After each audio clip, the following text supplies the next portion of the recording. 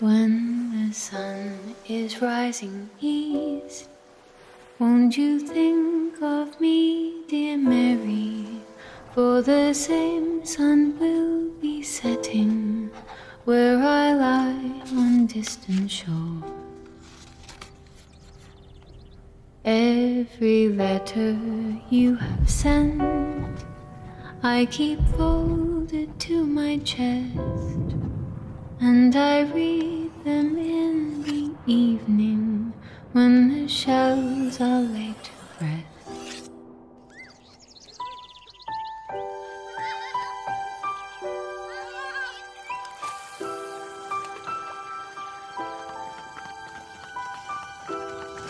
"100 years ago, Australia had just declared itself a new nation.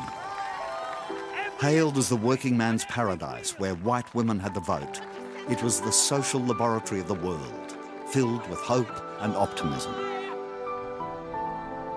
Then came the war that changed us.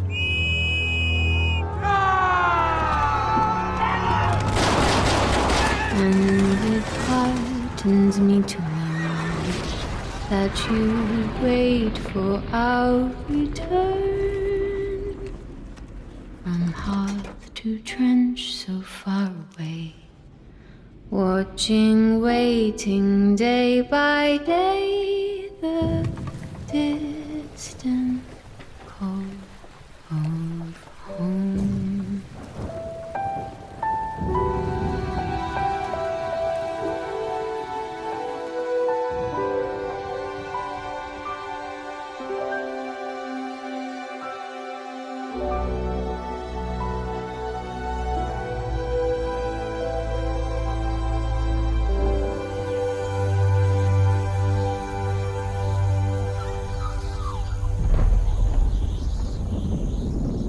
August the 4th, 1914. Germany invades Belgium and Britain declares war. Australia's response is immediate.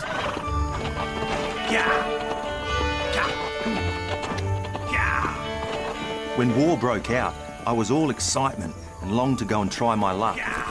So I wrote down to Sydney and then impatiently waited for a reply. Like thousands of young men across Australia, 24-year-old farm manager Archie Barwick from Tasmania can't wait to sign up. I was almost afraid to open it for fear it might say that I was unsuitable.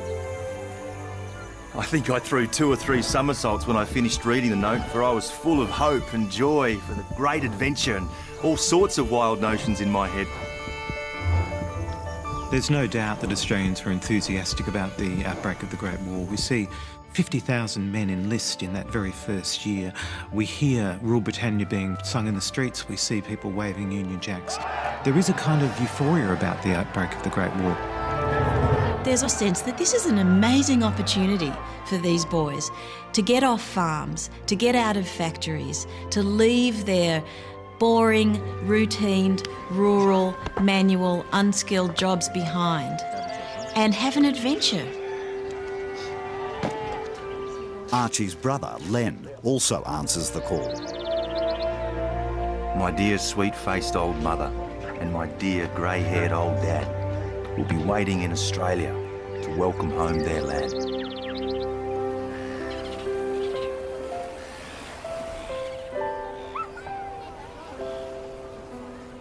We must defend the safety of Australia. That is our children's heritage.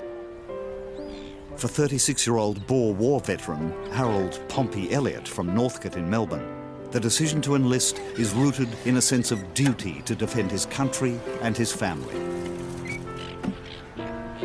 Without our great effort, Australia's rising sun, the badge of its armies, may well be quenched in blood. The cheerful homesteads around us lay desolate. Our wives, our mothers and our sisters dishonoured or slain before our eyes. Attention!